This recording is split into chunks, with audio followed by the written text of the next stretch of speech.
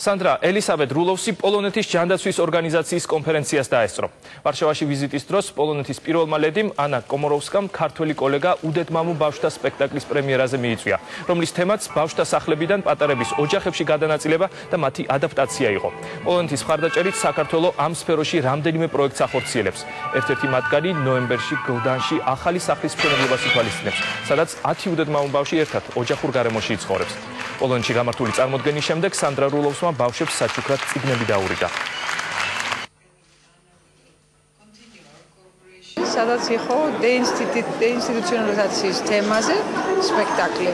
დეინსტიტუციონალიზაციას რა თქმა უნდა ნიშნავს, აი ყველა ბავშვი, რომელიც ბავშვთა სახლიდან გადადის ან დაბრუნდება ოჯახში, ან შვილობილობაში, ან კიდევ ალტერნატიულ სახლებში, სადაც 10-მდე ბავშვი ერთად იცხოვრებს, როგორც ბუნებრივი ოჯახი.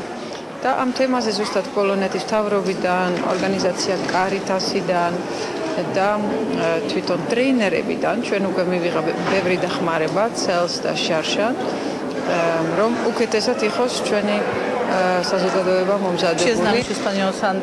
მე და ქალბატონი სანდრა დიდი ხანია ვიცნობთ ერთმანეთს და ჩვენი თანამშრომლობა სულ უფრო ვითარდება.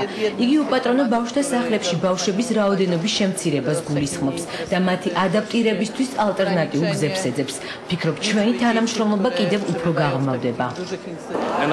ასოციაცია ჩვენი სახლის საქართველოში ჯანდაცვის სამინისტროსთან ერთად დიდ პროექტს ახორციელებს, რაც ძველი ინსტიტუტების რეფორმას გულისხმობს.